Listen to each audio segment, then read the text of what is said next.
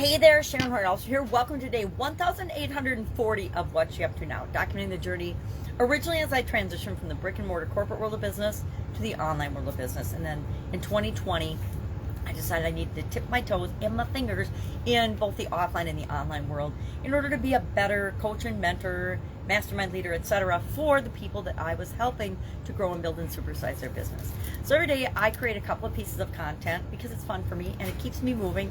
Started doing it prior to the pandemic, but especially during the pandemic when I needed to keep moving forward and I wanted to keep moving forward. Even though we were locked down and shut down, I wasn't going to just sit still and lay down and take it anymore, right? So I started creating different pieces of content. I've done the annual challenge now for, this is our 6th year in a row, where every day I show up live and we talk about a topic, sometimes briefly, sometimes not so briefly. I'm getting better at being brief as I practice more, saying and then giving just introducing a concept, giving an action item, and then moving on, so that it is something that anybody can do. Hey, we're going to talk about the emotional guidance system today. How do we use that? And I gave an example of how I've used it in the past.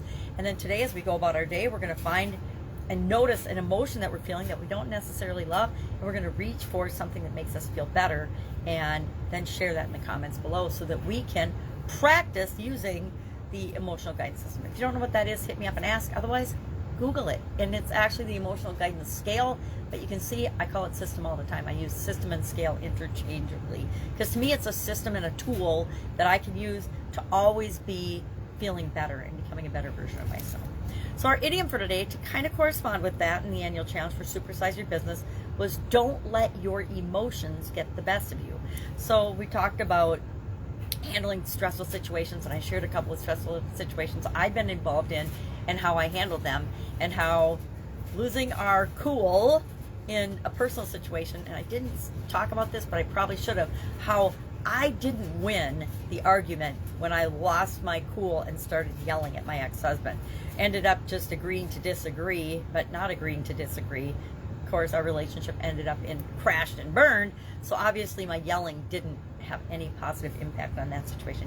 Yet, then I shared an example at work about how I did keep the cool. I followed 8 steps that I shared in that video to deal with the emergency, the situation. And then I got to go home, and I think I went home and I went to one of our favorite clubs after work with a couple of my coworkers, and we just unwound because it was one of those situations where you needed to unwind after it.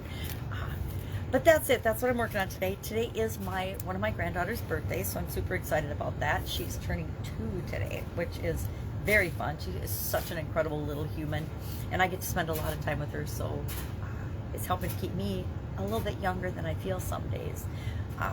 And my daughter, her mom, is due to have her sister any day now. She's actually due on the exact same day that my second granddaughter was due, so who knows, maybe we'll have a baby today. I don't know. We won't, but she will. Anyway, if I can help you in any way, ask. Otherwise, I'll be with you tomorrow. Have a fantastic day.